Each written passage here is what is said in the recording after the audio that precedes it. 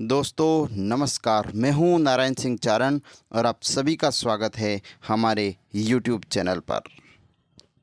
हमारे गौरव के श्रृंखला में आज हम लेके आए हैं एक ऐसी वीरांगना के इतिहास की कहानी। जी हाँ, रानी नाइकी देवी के इतिहास के पन्नों से गायब एक ऐसी वीरांगना थी जिसने पृथ्वीराज चौहान को धोखे से पराजित करने वाले मोहम्मद गौरी को नपुंसक बना दिया था। रानी नाइकी देवी का इतिहास भारतीय इतिहास के पन्नों में स्वर्णिम अक्षरों में लिखा जाना चाहिए था, लेकिन दोहरी मानसिकता से ग्रसित इतिहासकारों ने रानी नाइकी देवी का नामो निशान इतिहास के पन्नों से गायब कर दिया। जब आप रानी नाइकी देवी के इतिहास की ये कहानी सुनेंगे तो आपको गर्व होगा कि हमारे समाज में ऐसे महान वीरांगनाओं ने जन्म लिया और आपका सीना गर्व से चौड़ा हो जाएगा। कौन है रानी नाइकी देवी?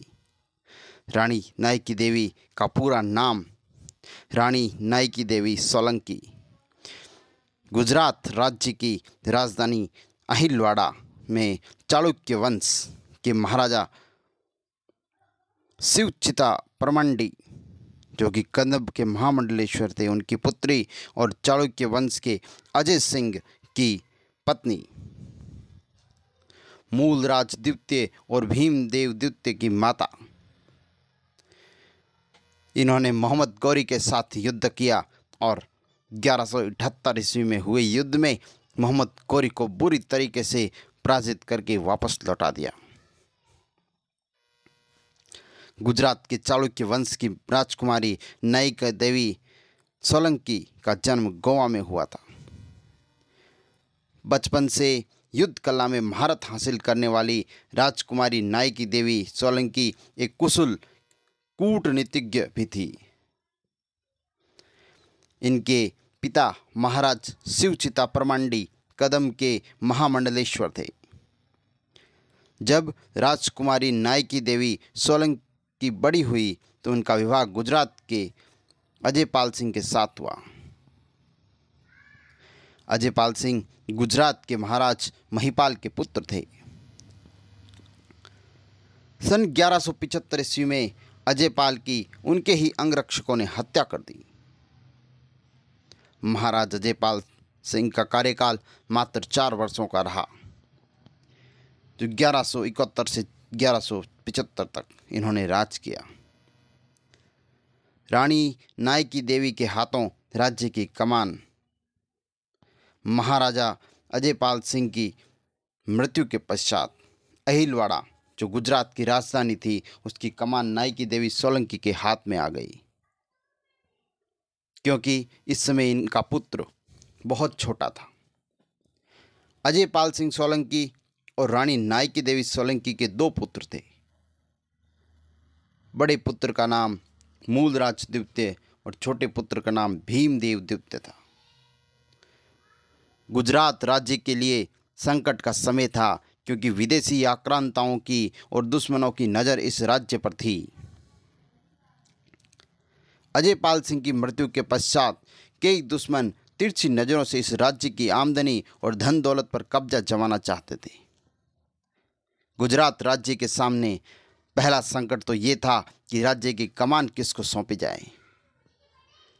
राज्य के वरिष्ठ मंत्रियों, सामंतों, दरबारी राजाओं ने मिलकर ये निर्णय लिया कि राजनीतिक कुशलता और कूटनीतिज्ञ रानी नाइकी देवी के हाथों में ये राज्य सुरक्षित रहेगा।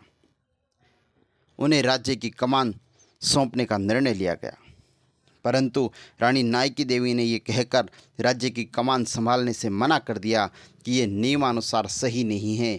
इस राज्य के वारिस के जिंदा रहते दूसरा कोई सिंहासन पर नहीं बैठ सकता।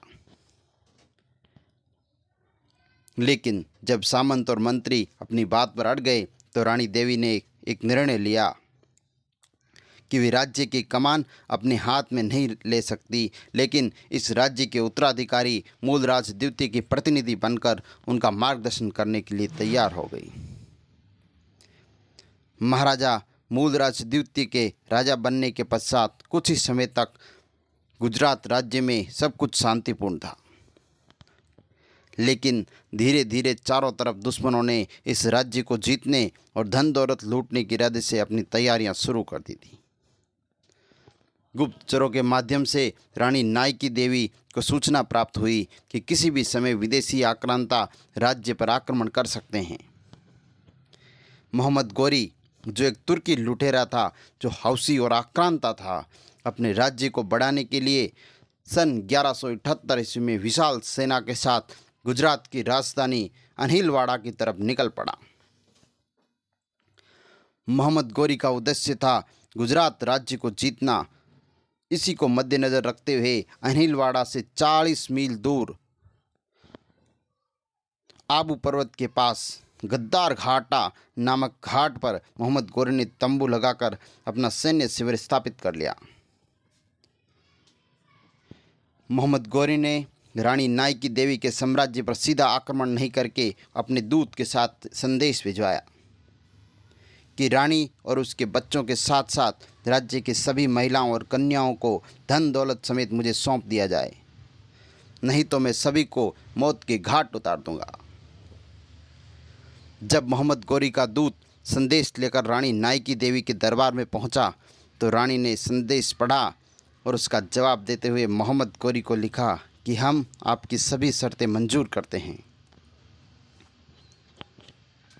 रानी नायकी देवी के इस निर्णय से राज्य के सभी मंत्रियों और सामंतों को संचय में डाल दिया। तभी रानी ने उन्हें समझाया कि ये उनकी एक कूटनीतिक चाल है और मोहम्मद गौरी को किसी भी हाल में पराजित करना है। रानी की चतुराई से सभी लोग अचंभित रह गए।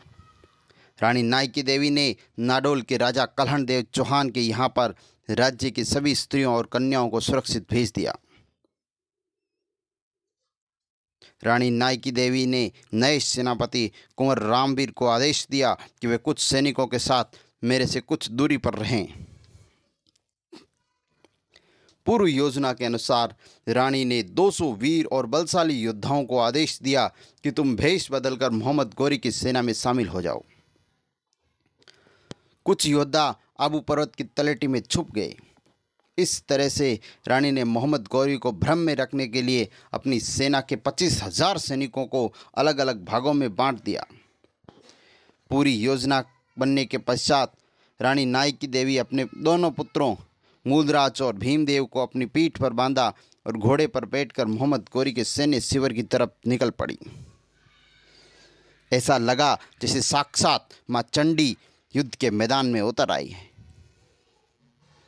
अपनी जीत सुनिश्चित मानकर मोहम्मद गौरी मन ही मन बहुत खुश था। जैसे ही उसने रानी नायकी देवी को अपनी तरफ आते हुए देखा तो उनकी खुशी का ठिकाना नहीं रहा। मोहम्मद गौरी ने कुछ ही दूरी पर आकर रानी नायकी देवी रुक गई। जैसे ही रानी वहां पर रुकी, मोहम्मद गौरी की सेना में शामिल राजपूत सैनिकों ने हर हर महादेव का नारा लगाते हुए तुर्की सैनिकों पर टूट पड़े।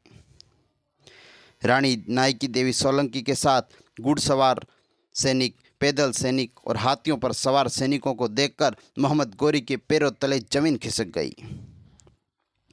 मोहम्मद गौरी कुछ समझ पाता उससे पहले ही रानी ने तलवार से तेज हमला करते हुए मोहम्मद गौरी को अंग भंग कर दिया। घायल अवस्था में दर्द से कांपता हुआ मोहम्मद गौरी युद्ध मैदान से भाग निकला। मेरुतंग द्वारा लिखी गई प्रबंध चिंतामणि नामक पुस्तक और अन्य इतिहासकारों के अनुसार मोहम्मद गौरी इतना डर गया था कि मुल्तान पहुंचने के बाद वे अपने घोड़े से नीचे उतरा। मुल्तान पहुंचने के पश्चात मोहम्मद गौरी ने देखा कि वह नपुंसक हो चुका था। इस घटना के बाद मोहम्मद गौरी ने आगामी 13 वर्षों तक भारत की तरफ आंख उठाकर नहीं देख पाया।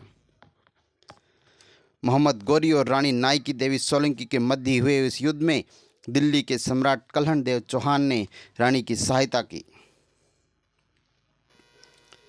तो ये थी हमारी वीरांगना नायकी देवी सोलंकी। इतिहास के पन्नों में दबी हुई ऐसे ही हजारों वीरों और वीरांगनाओं की कहानियाँ आपके सामने लाना ही हमारा एकमात्र उद्देश्य है। अगर आप चाहते हैं कि ऐसे वीर और वीरांगनाओं का इतिहास हमारे सामने आए तो इस वीडियो को ज़्यादा से ज़्यादा शेयर करें, लाइक करें और चैनल को सब्सक्राइब करना ना भूलें, क्योंकि आपका एक एक लाइक, एक एक सब्सक्राइब और एक एक शेयर हमारे लिए बहुत ही मायने रखता है। इस बीच आप सब हमारे साथ जुड़े, आप सबका बहुत बहुत आभार, धन्यवाद। जय हिंद, वंदे मातरम।